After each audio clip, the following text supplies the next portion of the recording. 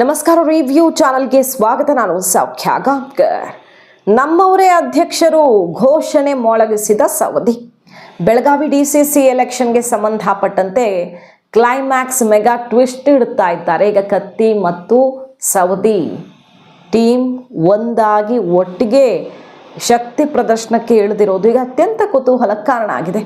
Jarkiholi brothers ಒಂದು ಲೆಕ್ಕದಲ್ಲಿ ಗೆದ್ದೇ ಬಿಟ್ಟಿದ್ದಾರೆ. ಅವಿರೋಧ ಆಯ್ಕೆ ಐತಿಹಾಸಿಕವಾಗಿ, ಅಂದರೆ ಇದುವರೆಗಲ್ಲ ಅಷ್ಟು ಅವಿರೋಧ ಆಯ್ಕೆಗಳು ನಡೆದೇ ಇಲ್ಲ ಅನ್ನೋ ಮಟ್ಟಿಗೆ ಭರ್ಜರಿಯಾಗಿ ಅವ್ರಿಗೆ ಬಲ ಸಿಕ್ಕೇ ಬಿಟ್ಟಿದೆ.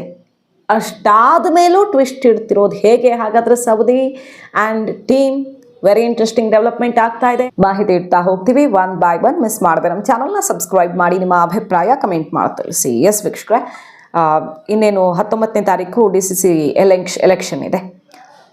ಸಾಹುಕಾರ ರಣತಂತ್ರ ಈಗಾಗಲೇ ಒಂದು ಹಂತಕ್ಕೆ ಯಶಸ್ವಿಯಾಗಿದೆ ಅಂತ ಮೇಲ್ನೋಟಕ್ಕೆ ಅನಿಸ್ತಾ ಇದೆ. ಯಾಕಂದರೆ ಆಲ್ರೆಡಿ ಅವರು ಅವಿರೋಧ ಆಯ್ಕೆ ಮಾಡ್ಕೊಂಡಿದ್ದಾರೆ. 16 ಸ್ಥಾನಗಳಲ್ಲಿ 9 ನಿರ್ದೇಶಕರು ಅವಿರೋಧ ಆಯ್ಕೆ ಆಗಿದ್ದಾರೆ.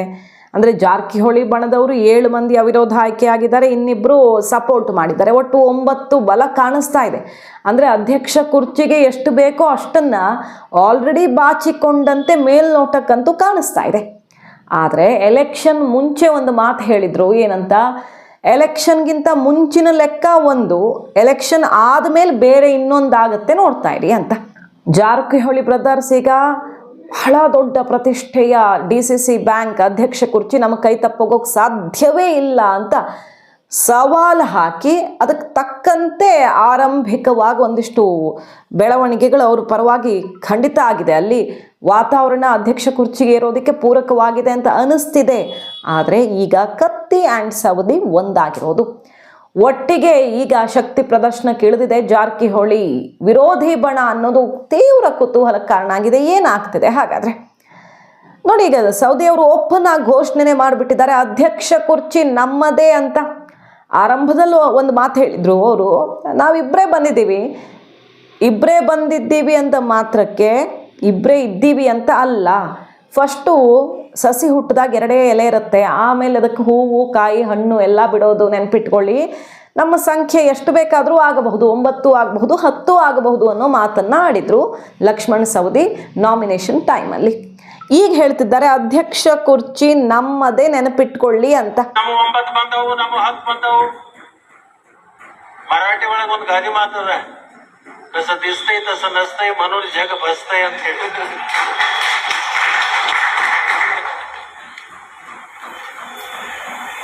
ಈಗ ವಿರೋಧ ಆದವ್ರು ಯಾರು?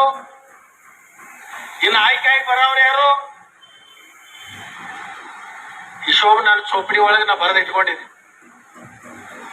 ನಿಮಗ ಕೈ ಮುಗಿದು ಪ್ರಾರ್ಥನೆ ಮಾಡಿ ಇವತ್ತು ನಾನು ಕೇಳಕ್ ಬಂದಿದ್ದೀನಿ. ರಾಯಬಾಗ್ ತಾಲೂಕದಿಂದ ಬಸಣ್ಣ ಆಸಂಗಿ ಅವ್ರನ್ನ ಆರಿಸಿಕೊಟ್ರ ನಮ್ಮವರೇ ಒಬ್ರು ಬ್ಯಾಂಕಿನ ಅಧ್ಯಕ್ಷ.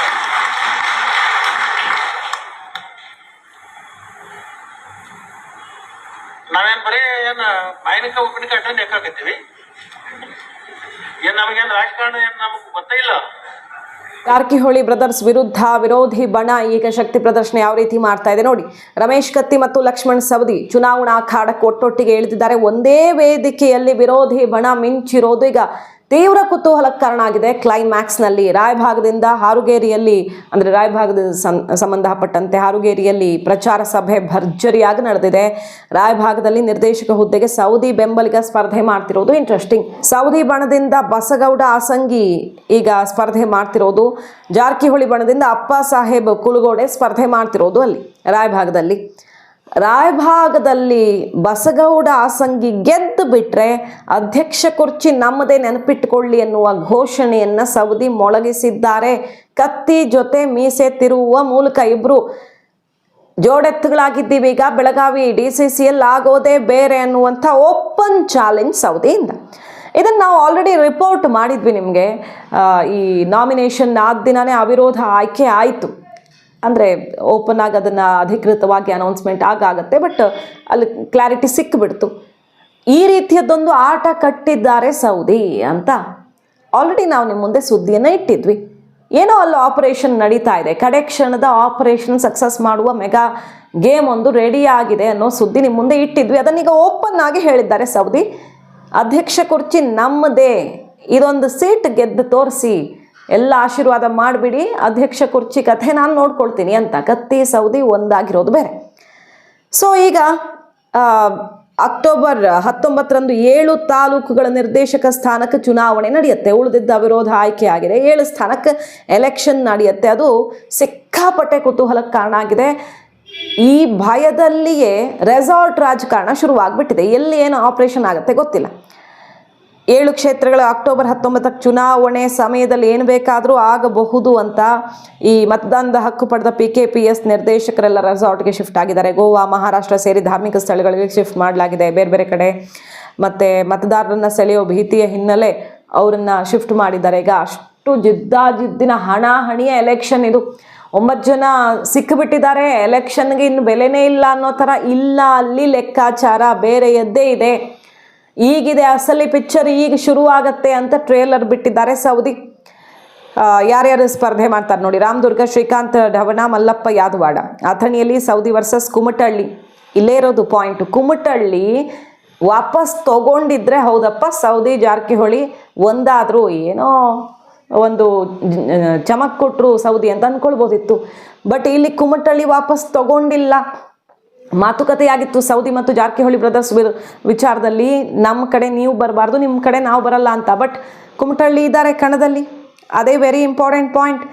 ಮತ್ತು ಇಲ್ಲಿ ಪ್ರತಿಷ್ಠೆಯಾಗಿ ತಗೊಳ್ದಿದ್ರೆ ಸೌದಿಯವರ ರಾಜಕೀಯ ಅಸ್ತಿತ್ವದ ಪ್ರಶ್ನೆ ಅದು. BJP ಬಿಟ್ಟು ಕಾಂಗ್ರೆಸ್ಗೆ ಹೋಗಿದ್ದಾರೆ. ನಾಳೆ ಮತ್ತು BJPಗೆ ಬಂದರೂ ಅಚ್ಚರಿ ಇಲ್ಲ ಅವ್ರು. ಯಾಕಂದ್ರೆ ಅಲ್ಲಿ ಈಗ ಸಚಿವ ಸ್ಥಾನ ಸಿಗದೆ ಹೋದರೆ ಈ ಸಲ ಸೌದಿಯವರು ತಮ್ಮ ದಾರಿ ತಾವು ನೋಡ್ಕೊಳ್ಬೇಕಾಗತ್ತೆ. ಹಾಗಾಗಿ ಸೌದಿಯವರು ಈಗ ಜಾರಕಿಹೊಳಿ ಫ್ಯಾಮಿಲಿಯ ವಿರುದ್ಧ ತೊಡೆ ತಟ್ಟಬೇಕಾದ, ಗೆಲ್ಲಲಿ ಇಲ್ಲ ಜಿದ್ದಿನ ಹೋರಾಟ ಆಗಲಿ, ಏನೋ ಒಂದು ಮಾಡಲೇಬೇಕು, ಡಿಚ್ಚಿ ಕೊಡಲೇಬೇಕು ಅಂತ ಅಖಾಡಕ್ಕೆ ಇಳಿದಿದ್ದಾರೆ. ಬೈಲಹೊಂಗಲ ಮಹಾಂತೇಶ್ ದೊಡ್ಡಗೌಡರ್, ವಿಶ್ವನಾಥ್ ಪಾಟೀಲ್, ಕಿತ್ತೂರು ವಿಕ್ರಮ್ ಇನಾಮದಾರ್, ನಾನಾ ಸಾಹೇಬ್ ಪಾಟೀಲ್, ಹುಕ್ಕೇರಿ ರಮೇಶ್ ಕತ್ತಿ ವರ್ಸಸ್ ರಾಜೇಂದ್ರ ಪಾಟೀಲು, ನಿಪ್ಪಾಣಿಯಲ್ಲಿ ಅಣ್ಣಾ ಸಾಹೇಬ್ ಜೊಲ್ಲೆ ವರ್ಸಸ್ ಉತ್ತಮ್ ಪಾಟೀಲು, ಮತ್ತು ರಾಯಭಾಗದಲ್ಲಿ ಅಪ್ಪ ಸಾಹೇಬ್ ಕುಲಗೋಡೆ, ಬಸಗೌಡ ಆಸಂಗಿ. ಈ ಥರ ಇದೆ ಕಾಂಪಿಟೇಷನ್ನು. ಈ 7 ಕ್ಷೇತ್ರಗಳು ಅಧ್ಯಕ್ಷ ಕುರ್ಚಿಯನ್ನು ನಿರ್ಧರಿಸ್ತವೆ. ಆಲ್ರೆಡಿ ಆಗಿಲ್ಲ, ನೆನಪಿಟ್ಕೊಳ್ಳಿ ಅನ್ನುವಂಥ ಓಪನ್ ಚಾಲೆಂಜು ಬೆಳಗಾವಿ DCC ಎಲೆಕ್ಷನಲ್ಲಿ ಮೆಗಾ ಟ್ವಿಸ್ಟನ್ನು ಕೊಡ್ತಾ ಇದೆ. ಕತ್ತಿನೇ ಗೆಲ್ಲಲ್ಲ, ಅವರು ಸ್ವತಃ ಅವರೇ ಗೆಲ್ಲಕ್ಕಾಗಲ್ಲ ಅನ್ನೋ ರೀತಿಯಲ್ಲಿ ಜಾರಕಿಹೊಳಿ ಬಣ ಕೆಣಕ್ತಾ ಇದೆ. ಸೌದಿ ಅವ್ರಿಗೂ ಪಾಠ ಕಲಿಸ್ತೀವಿ ಅನ್ನೋ ರೀತಿಯಲ್ಲಿ ಅಲ್ಲಿ ರಮೇಶ್ ಜಾರಕಿಹೊಳಿ ಅವರು ತಮ್ಮ ಪರಮಾಪ್ತನಿಗೆ ಬಲ ತುಂಬುತ್ತಿದ್ದಾರೆ. ಇಂಥದ್ದೆಲ್ಲ ನಡೀತಿದೆ. DCC ಬ್ಯಾಂಕ್ ಅಂದರೆ ಸಣ್ಣ ವಿಷಯ ಅಲ್ಲ, ಅದು ಡೈರೆಕ್ಟ್ಲಿ ಕನೆಕ್ಟೆಡ್ ಟು ಸರ್ಕಾರ ಅನ್ನೋ ಮಟ್ಟಿಗೆ ಪವರ್ಫುಲ್ ಆಗಿರುತ್ತೆ ಬೆಳಗಾವಿ ಪಾಲಿಟಿಕ್ಸ್. ಗೊತ್ತು ನಮಗೆ, ಬೆಳಗಾವಿದು ಒಂದು ಸಣ್ಣ ಎಲೆಕ್ಷನ್ಗೆ ಸರ್ಕಾರ ಬಿದ್ದು ಹೋಗಿರೋ ಎಕ್ಸಾಂಪಲ್ಸ್ ಇದ್ದಾವೆ. ಹಾಗಾಗಿ ಇದನ್ನು ಈಸಿಯಾಗಿ ತಗೊಳ್ಳಲ್ಲ. ಮೊನ್ನೆ ರಮೇಶ್ ಕತ್ತಿ ಆ್ಯಂಡ್ ಟೀಮ್ ಜಾರಕಿಹೊಳಿ ಬ್ರದರ್ಸ್ಗೆ ಮಣ್ಣು ಮುಗಿಸ್ಬಿಡ್ತು ಈ ವಿದ್ಯುತ್ ಸಹಕಾರಿ ಸಂಘದ ಎಲೆಕ್ಷನಲ್ಲಿ. ಅದಂತೂ ಸಿಕ್ಕಾಪಟ್ಟೆ ಕೆಣಕಿದೆ. ಜಾರಕಿಹೊಳಿ ಅವ್ರು ಖುದ್ದು ಅವರೇ ಹೋಗಿ ಕೂತ್ಕೊಂಡು ಎಲೆಕ್ಷನ್ ಮಾಡಿದರು. 1 ತಿಂಗಳು ಓಡಾಡಿದ್ರು ಗಲ್ಲಿಯಲ್ಲಿ. ಸತೀಶ್ ಜಾರಕಿಹೊಳಿ ಒಬ್ಬರು ಮಿನಿಸ್ಟರು, ರಮೇಶ್ ಕತ್ತಿ ಅಷ್ಟಕ್ಕಷ್ಟು ಬಾಚ್ಕೊಂಡು ಬಿಟ್ರಲ್ಲಿ. ಭಯಂಕರ ಮುಖಭಂಗ ಆಯಿತು. ರಮೇಶ್ ಕತ್ತಿ ಇದ್ದಕ್ಕಿದ್ದಂತೆ ಬೆಳಗಾವಿಲಿ ಹೀರೋ ಆಗಿಬಿಟ್ರು. ಆ ಸೇಡನ್ನು ತೀರಿಸ್ಕೊಳ್ಳೋ ನಿಟ್ಟಿನಲ್ಲಿ ಈಗ ಆಪರೇಷನ್ ಗೆಲ್ತೀವಿ ಈ ಚುನಾವಣೆಯಲ್ಲಿ DCCಯಲ್ಲಿ ಅಂತ ಜಾರಕಿಹೊಳಿ ಬ್ರದರ್ಸ್ ಹೊರಟಿದ್ದಾರೆ. ಅಣ್ಣ ತಮ್ಮಂದ್ರೆಲ್ಲ ಒಗ್ಗೂಡಿ DCC ಅಂದರೆ ಅದು ತುಂಬ ಪವರ್ಫುಲ್ ಎಲೆಕ್ಷನ್. ಇಡೀ ಜಿಲ್ಲೆಗೆ ಸಂಬಂಧಪಟ್ಟದ್ದು.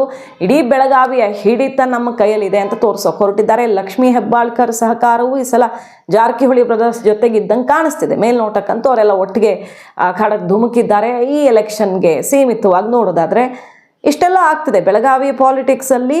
ಇದು ತುಂಬ ಇಂಪಾರ್ಟೆಂಟ್ ಆಗಿರೋ ಎಲೆಕ್ಷನ್ನು. ಹಾಗೂ ನಾವು ಮಣ್ಣು ಮುಗಿಸ್ತೀವಿ ಅಂತ ಹೊರಟಿದ್ದಾರೆ. ಇದು ಪಕ್ಷದ ಆಧಾರದಲ್ಲಿ ನಡೆಯೋದಲ್ಲ, ಬದಲಾಗಿ ಕುಟುಂಬಗಳ ನಡುವೆ ನಡೆಯುವಂಥ ಸಮರ. ಅಲ್ಲಿ ಪ್ಯಾನಲ್ ನಮ್ದು ಇಲ್ಲ ಅಂದುಕೊಂಡೇ ಕತ್ತಿಯವರು ಈಗ ಆಟ ಕಟ್ಟಿದ್ದಾರೆ. ಮತ್ತೊಂದು ಕಡೆ ನಮ್ಮ ಪ್ಯಾನಲ್ ಏನು ಮಾಡುತ್ತೆ, ಎಷ್ಟು ಜನ ಆಗ್ತಾರೆ ನೋಡ್ತಾ ಇರಿ ಅಂತ ಸವಾಲು ಹಾಕಿದಂತೆ ಸೌದಿಯವರು ಈಗ ಅಖಾಡದಲ್ಲಿದ್ದಾರೆ, ಪ್ರಚಾರಕ್ಕೆ ಧುಮುಕಿದ್ದಾರೆ.